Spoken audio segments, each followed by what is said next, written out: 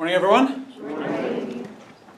So one of the most obvious characteristics, I think, of North American culture is that we are very interested in making ourselves as happy as we can, for as long as we can, as much as we can. For example, one of the most popular sections on Oprah Winfrey's website is called 7 Steps to a Happier Life. Awesome title. Life is hard sometimes. I'm interested in being happier. So Oprah, preach it. Show me how I can make myself happier. Almost every magazine, talk show, infomercial these days has some content or other pertaining to the subject of happiness. My personal favourite was written some years ago in Men's Health magazine.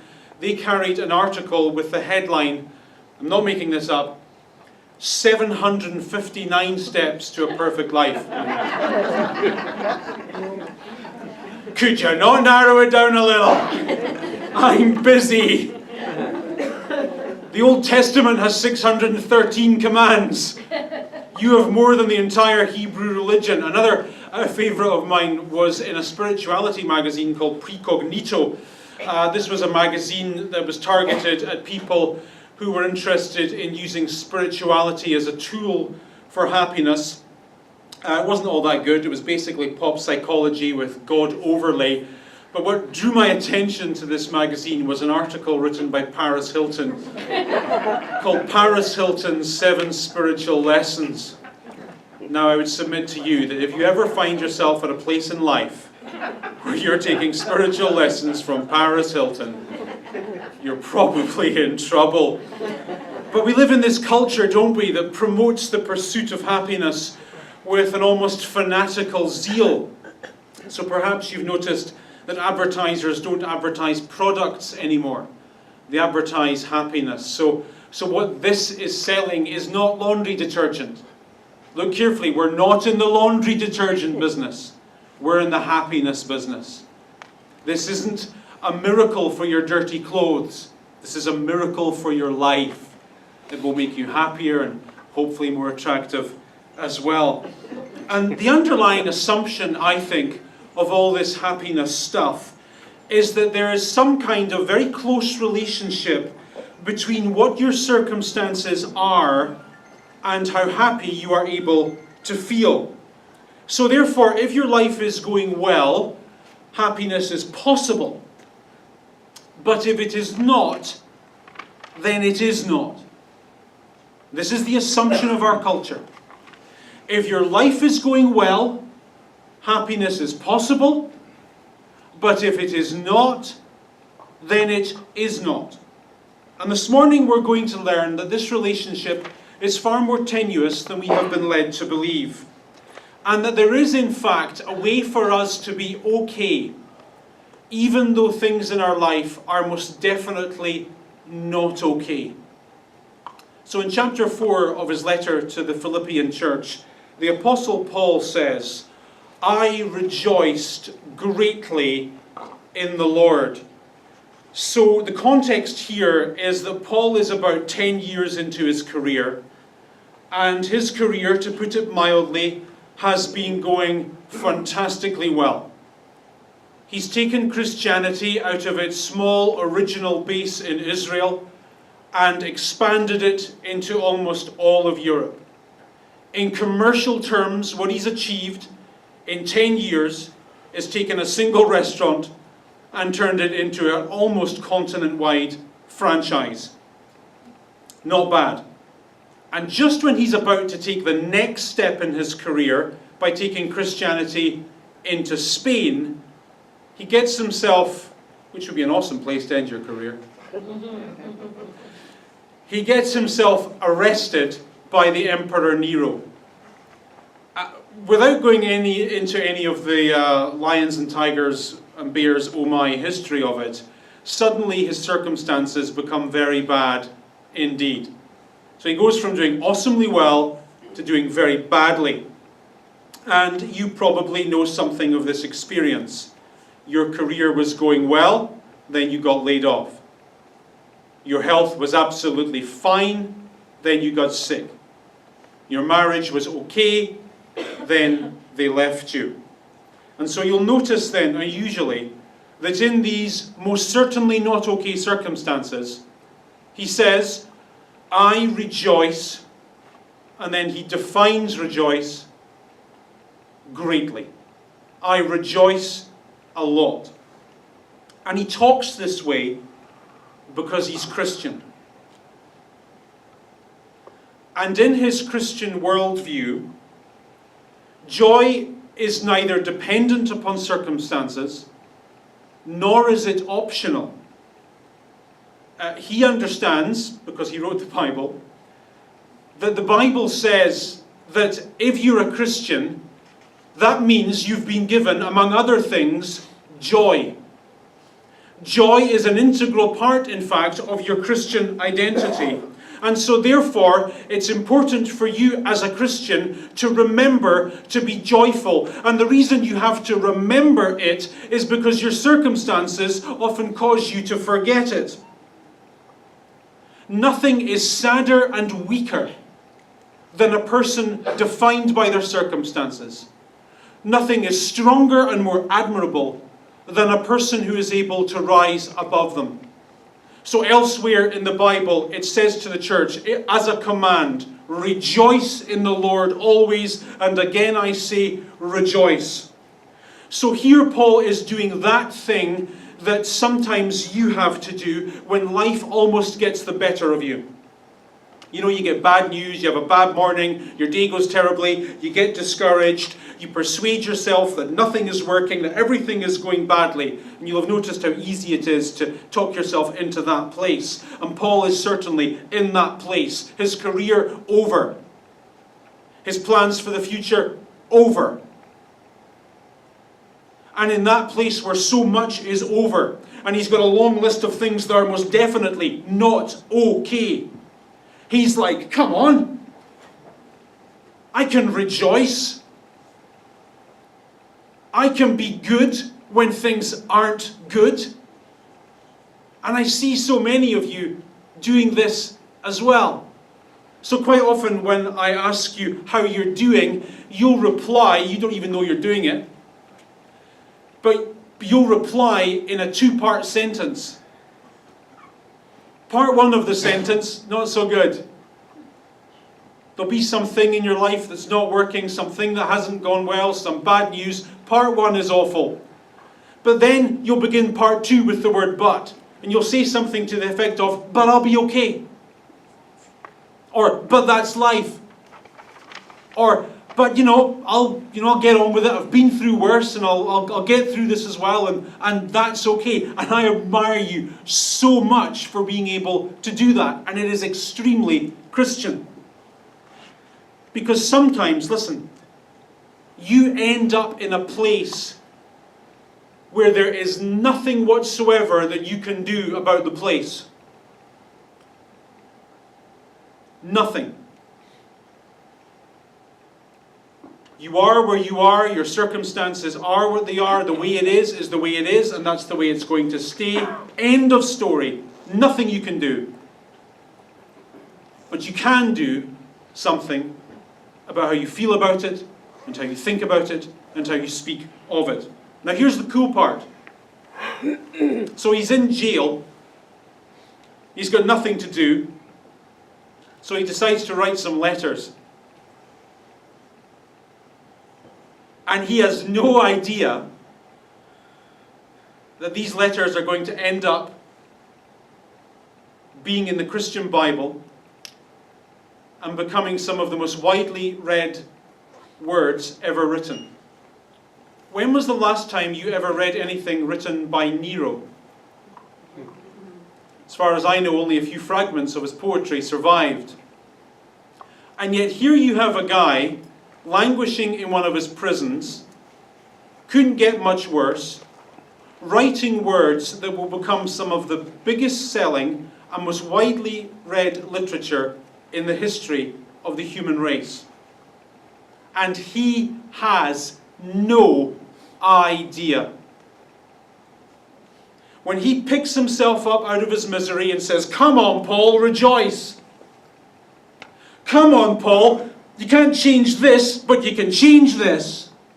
He has no idea what hangs in the balance. And similarly, you have no idea who or what hangs in the balance of your strength. You have no idea who or what hangs in the balance of your morality, of your decency, of your commitment to keep going even though it's difficult, even though it's hard. You have no idea what's at stake.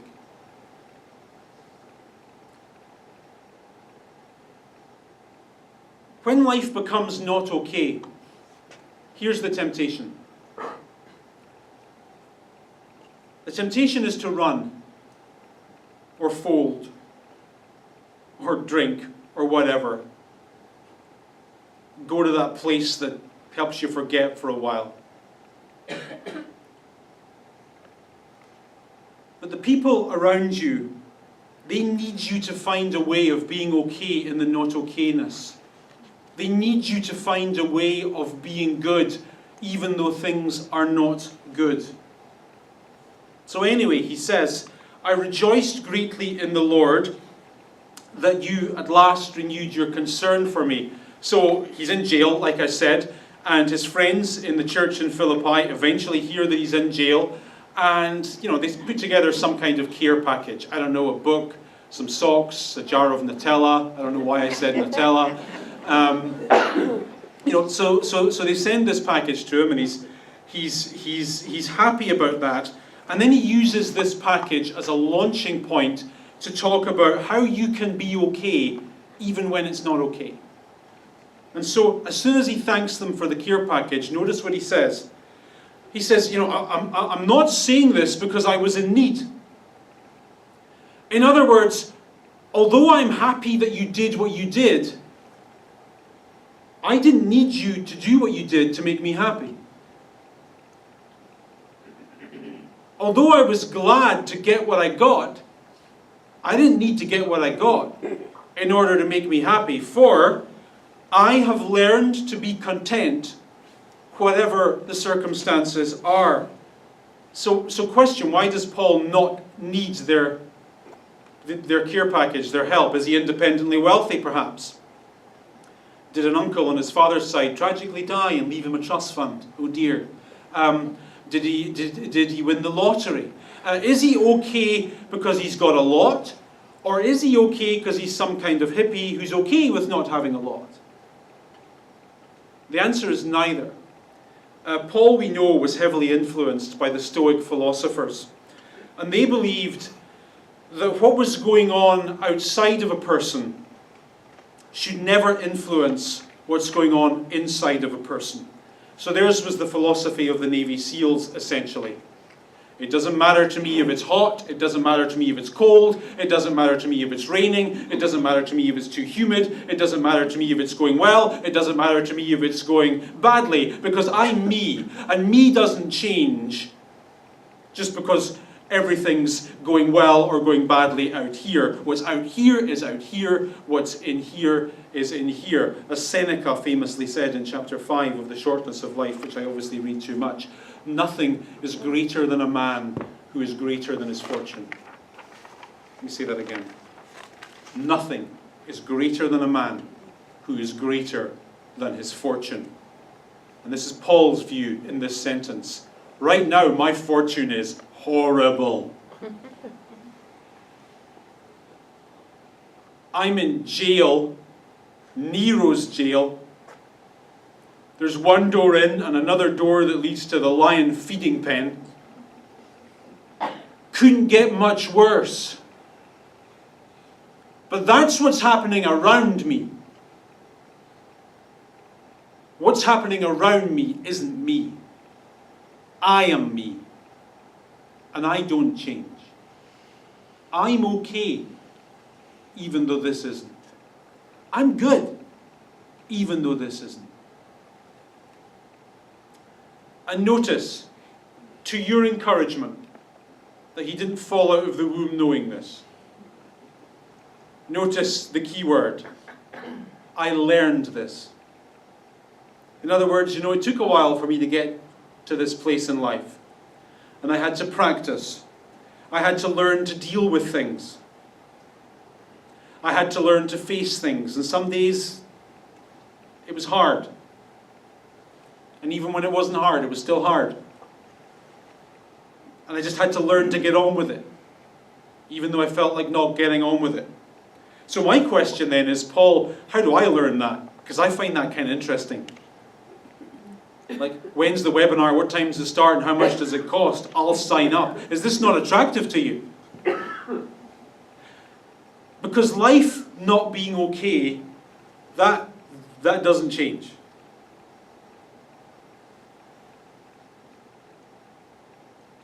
That always happens, sooner or later. But if I can learn to think differently about it not being okay, that's gold. 95% of life, after all, is up here. Take stress, for example. Let's do a quick show of hands. Do any of you ever experience stress? Right. Okay. And how many of you are currently on weed? Okay. Yes. I thought that there was two of you. Right. So, do you think that stress is an unavoidable part of life? I kind of do. I think stress is completely unavoidable. Listen to this. In 1998, 30,000 adults in the United States were asked how much stress they had experienced in the past year. And they were asked to put a kind of name on it. So, not much, a little bit, moderate, a lot of stress, chronic stress. So 30,000 adults asked how much stress in the last year. That was the first question. The second question they were asked was, do you believe that stress is bad for your health? Okay. Do you believe stress is bad for your health? 8 years later, researchers discovered that high levels of stress increase the risk. I don't know why I'm smiling saying this. They discovered 8 years later that high levels of stress increase the risk of dying by 43%. Now, just before you run away screaming, they then discovered that increased risk of dying only applied to those who believed that stress was bad to their health. People who reported high levels of stress, but who did not view their stress as harmful, were not more likely to die. In fact, they had the lowest risk of death of anyone in the study, even lower than those who reported almost no stress in their lives. So it seems that in the case of stress, stress isn't killing you, but the belief that stress is killing you, that's the thing that's actually killing you. And if that's true for stress, what else might that be true for in life?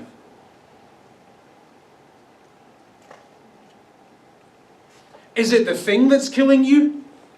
Or is it what you believe about the thing that's killing you? Is it the situation? Or what you believe about the situation? This might be gold information for you, because sometimes you can't change the situation. And even though you can't change it, that's where all your energy goes. I've got to change the situation, got to change the situation, got to change the situation. Can't change it. But you can change what you believe about it. Then he says, I know what it is to be in need, and I know what it is to have plenty. I have my good times and my bad times. I've learned the secret of being content in any and every situation, whether well-fed or hungry, whether living in plenty or in want. Now, a little bit of Greek nerd out bit on you here, okay? In the Greek text here, Paul uses a word that he never, ever, ever uses. And he does so deliberately. So what he does here is like what you do when you use a word that's so big and so way out of field for you that everyone at the party knows you Googled it. Right? Now, that's not coming from your brain. That's coming from Google. Paul does exactly the same thing here. And the word is, I have learned the secret of being content. That's one word in Greek. I've learned the secret of being content. And so Paul uses a word that he never ever uses in the Bible, and I think he does so deliberately so that the people he's writing to will go, oh, Oh, that's what he means. Now, this phrase, I've learned the secret of, is one that Paul borrows from the clubs, the societies, the cults almost, that were a huge part of Roman society. Roman society was full of secret religions, secret organizations, and they all had their uniforms, and some of them had hats, and some of them had golf carts, and some of them secret handshakes, but they all had initiation rituals, right? They were a secret. Okay, sounds awesome, doesn't it? You've seen some of those movies. Well, this phrase you used was the phrase that you used when you got initiated into the cult. I have learned the secret of Mithras. I have learned the secret of the Freemasons, or whatever. So what Paul is saying here then is, guys, I have been initiated into the cult of contentedness. How lame is that?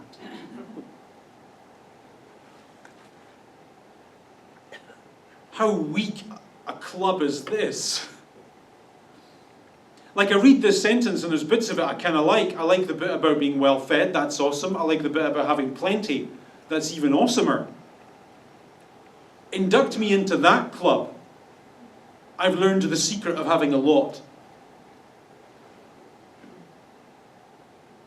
That's your television Christianity. But the other bits of it, not so much. I've learned the secret of being all right when it's not all right. When I haven't had enough. When I've been hungry and couldn't get by. So the secret seems to be, if indeed it is a secret, is not to change your circumstances. Because as I said a moment ago, sometimes in life, they just cannot be changed. Sometimes you get to a place in life where all your good options were 15 years ago, and today it's just bad ones. And some of us here are in a place that just isn't getting fixed. And it can't get fixed. It would require a time machine. The way it is the way it is. So the trick seems to be not to stress about what can't get changed, but to consider ways that you can change how you think about it and feel about it. We would all wish, would we not, to avoid the ups and downs of life, or the downs anyway. But such avoidance is impossible and silly to hope for. Sooner or later in life, it's your turn. And if you haven't had your turn yet, don't worry. It'll come. They'll call your number at the deli counter of despair, and it'll be your turn. That's the way it is. And ignoring it just doesn't help. But changing your mindset, that might just make all the difference. Doing what Paul does here. I'm in a terrible place, but I've learned the secret of thinking differently about it and being okay with it, of being good with not being good.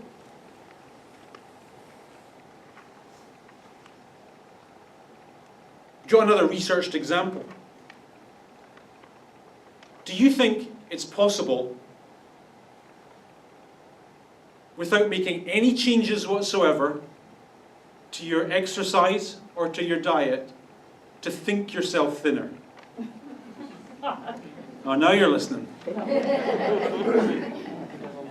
In 2007, researchers at Harvard University studied housekeepers at 7 hotel chains. They wanted to find out how belief affects health.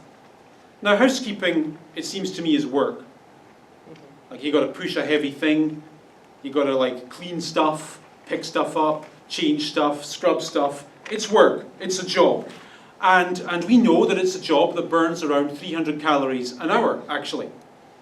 So housekeeping is so physical that it's got about the same calorie burn as a gentle walk. Curiously then, 1/3 of the housekeepers that were studied in this research believed that they were not getting enough exercise. And one of their biggest complaints in life, that they were so busy with their job that they didn't have time to go to the gym and didn't have time to go for a walk at night, and they believed it was affecting their physical health. And their bodies reflected that perception. Their blood pressure, their weight, their hip to waist ratio, their happiness levels, they were all exactly what you'd expect to find in a person who sat at home on the sofa all day watching Days of Our Lives, eating cereal. And just anecdotally, does that not fit in with your sort of initial perception of people who do housekeeping for a living? I've never been in a zillion hotels, but sometimes they seem kind of, not athletic. So researchers from Harvard designed a poster that showed all the ways in which housekeeping is actually awesome exercise. And the poster said, probably in Spanish, "You guys are getting a ton of exercise every day. Everything you do requires strength and stamina. Pushing a heavy cart, flipping mattresses, changing sheets, picking down to bend up towels, putting them back, scrubbing, cleaning. Everything you do is exercise. If you do an 8-hour shift, you have burned 2,400 calories a day. How fit would you be burning 2,400 calories a day? You'd be in awesome shape." So they studied 7 housekeepers in 7 hotel chains. In 4 of the hotel chains, they put up this poster that explained all the ways in which housekeeping is actually awesome exercise. In the other 3, this was the control group, they just gave them a lecture about how they need exercise, and exercise is actually quite good for their health. After just 4 weeks, the housekeepers who had been told that their work was exercise had lost weight, their blood pressure was lower, and they were happier, and they had changed absolutely nothing about their circumstances.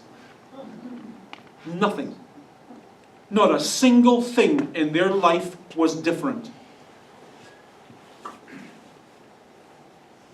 The only thing was different was that what they thought about it was different. So, that's got to be fascinating. You can't change what you can't change. What if your circumstances were exactly the same? Still bad, still dissatisfying, still living with that thorn in the flesh you're living with that we spoke about last week, still dealing with things that are not okay. What if none of that changed, but you just changed the way you thought about it? Would that not make a difference?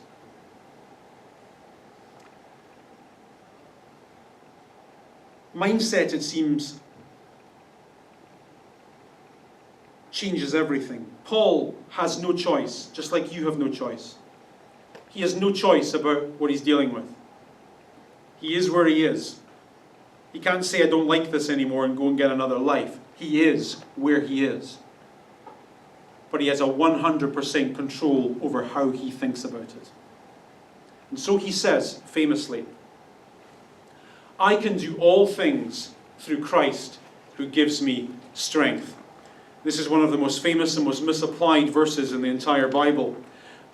You often see this verse being spoken of in a sporting context or in a personal prep talk context. You can do anything, and Christ gives you strength. You can achieve anything and be anything. That's not what he's talking about here. What he's talking about here is I can hack anything because the resilience of Christ is available to me as a Christian. Remember, in Christian thought, it's not just that the death of Jesus was for you, but that the life of Jesus was for you as well.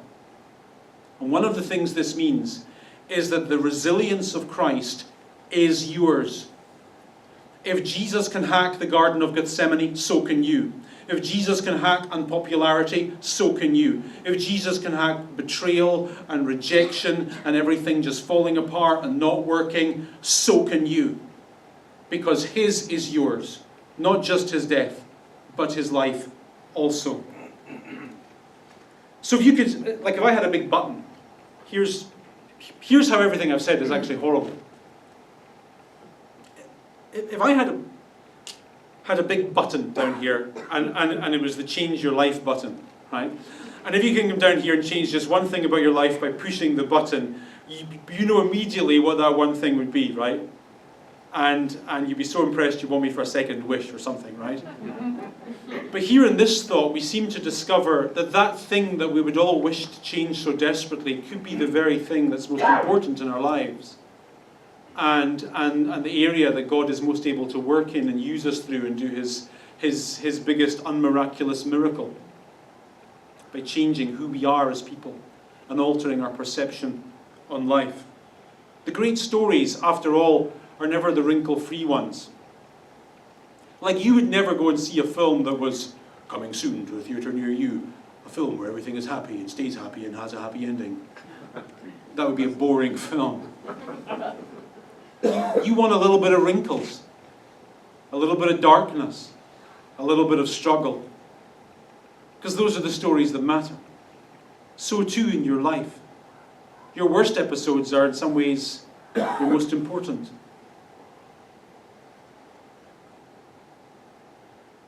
So let's, next slide. What did I write here? Okay, so I put the dot so that you can fill in the gaps, right? And it's different for all of you. Your thing isn't my thing isn't your thing, but we all have this. There's something in life right now that's just killing me. There's something in life right now that's just stressing me out. Something I'm going through right now, a situation I'm in, it is ruining my life. This thing I'm going through, it's affecting my health. It's affecting my health. And that's it. Now, you can't change the situation. No magic wands here. But we could change words.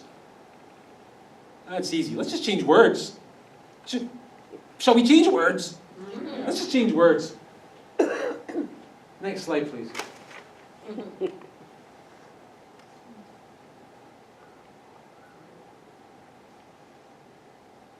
It's making me stronger. This thing I'm in, there's nothing I can't cope with. This is not going to ruin my life. I'm so much more than this thing. This is not affecting my health. Unless, of course, it is your health, in which case it is affecting your health. Apart from that. But you see what I mean? It's just a word. It's just a switch. We want an easy life. It's our recurring fantasy. But an easy life is not meaningful. A difficult life is meaningful. Say you're a parent and you've got children under 18 living in the home.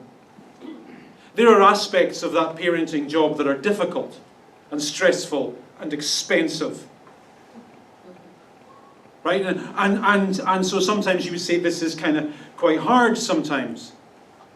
But that same thing that you sometimes talk about using difficult vocabulary is also, for many of you, your greatest source of joy and satisfaction and meaning. You're starting a new business. A lot of the vocabulary you use regarding this business you've started is the vocabulary of difficulty. It's stressful, it's time-consuming, it's hard, it's keeping me up at night. This is so hard. But the same thing you describe with difficulty is also the thing that gives you fulfillment and hope and satisfaction and a sense of independence. Do you see what I mean? We want an easy life, but really we don't. Because there's no value in easiness. It's the difficulties that count, particularly as we strive to overcome them, and we need them. It's not good for us to be easy. So I know it's a hard thought, but I know you are equal to it. You can be okay with it not being okay.